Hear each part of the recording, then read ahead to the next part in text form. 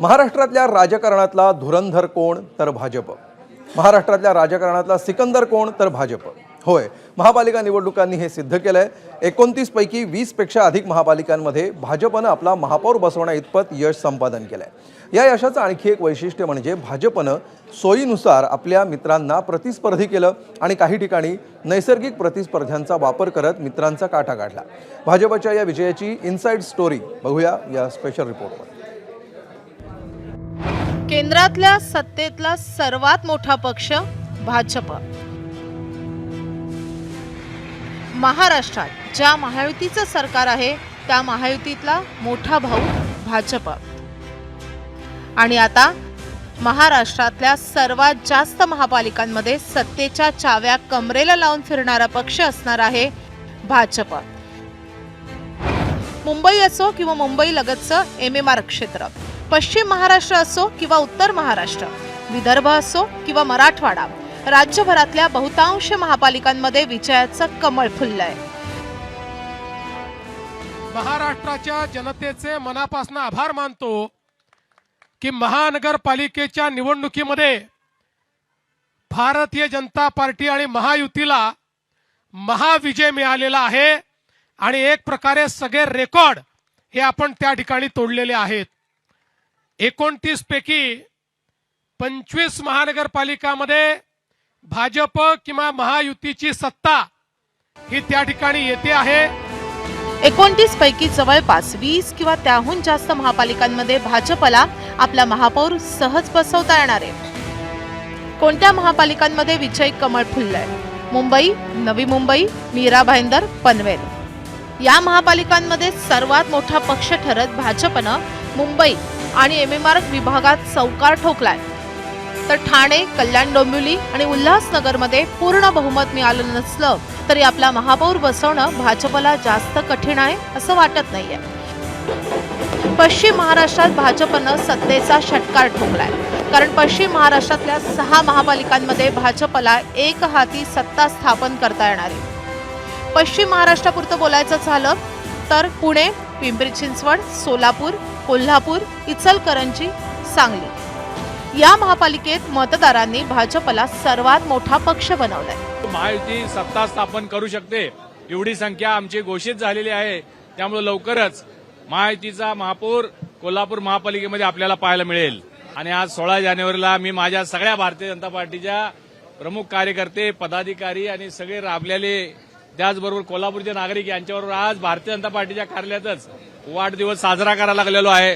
प्रचंड आनंद झालेला आहे, कारण कोल्हापूरमध्ये इतिहास घडलेला आहे. या कोल्हापूर शहरामध्ये कधी काळी फक्त एक भारतीय जनता पार्टीचा नगरसेवक निवडून यायचा, आज तिथं आमचं बहुमत झालेलं आहे. सरकार आम्ही बनवतोय, महापौर आम्ही बनवतोय, याचा मला विशेष आनंद होतोय. गिरीश महाजनांनी नाशिक, जळगाव आणि धुळ्याचा किल्ला लढवला तर राधाकृष्ण विखे पाटलांच्या खांद्यावर अहिल्यानगरच्या गडाची जबाबदारी होती. दोन्ही शिलेदारांनी पक्षासाठी उत्तर महाराष्ट्रातल्या महत्वाच्या 4 महापालिकांमध्ये विजयी पताका फडकवली आहे.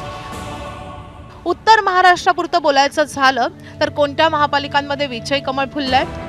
नाशिक, अहिल्यानगर, जळगाव आणि धुळे या महापालिकेत भाजपचा महापौर बसणार ही आता काळ्या दगडावरची रेघ आहे.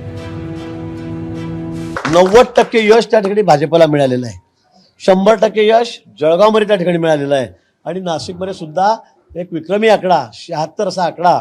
खरं म्हणजे अपेक्षा थोडी जास्तच होती, मी पुन्हा आपल्याला सांगेल, पण या ठिकाणी जिथपर्यंत आम्ही पोहोचू शकलो नाही याचं थोडी खंतसुद्धा माझ्या मनामध्येच नेहमी या ठिकाणी असेल.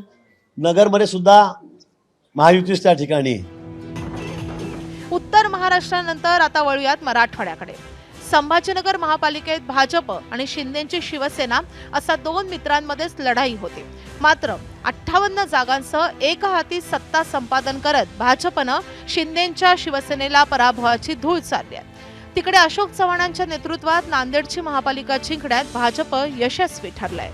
मराठवाड्यामध्ये छत्रपती संभाजीनगर, नांदेड आणि जालना या महापालिकांमध्ये कुणाच्याही कुबड्यांशिवाय महापौर बसवण्या इतकं यश भाजपनं मिळवलंय. मैं अपने लिए कहूँगी, मेरी जीत के लिए कहूँगी, मैं यही कहूँगी कि हमारे जो विकास है, हमारे प्रधानमंत्री जी ने जो देश में और महाराष्ट्र में विकास के लिए बहुत सहकार्य सहयोग किया है, उसी तरह से हमारे देवेंद्र जी ने जो किया है, हमारी युति ने जो किया है, उसकी जीत है। इतर विभागाच्या तुलनेत विदर्भात भाजपला फक्त 2च महापालिकांमध्ये विजयाचं कमळ फुलवता आलंय, त्या म्हणजे नागपूर आणि अकोला. कार्यकाळ पूर्ण होईपर्यंत राज्यातल्या भाजपच्या सत्तेला कोणताही धोका नाहीये आणि सर्वात जास्त महापालिका जिंकत भाजपनं स्थानिक स्वराज्य संस्थांमध्येही वर्चस्व सिद्ध केलंय. आणि हे वर्चस्व सिद्ध करताना भाजपनं आपल्या विरोधकांच्या राजकीय अस्तित्वाची रेघ पुसट तर केलीच आहे, मात्र आपले मित्र पक्ष त्यांच्या राजकीय अस्तित्वाची रेघ आणखी गडद करणार नाहीत याची देखील खबरदारी घेतली आहे. ब्युरो रिपोर्ट, एबीपी माझा. एबीपी माझा, उघडा डोळे बघा नीट.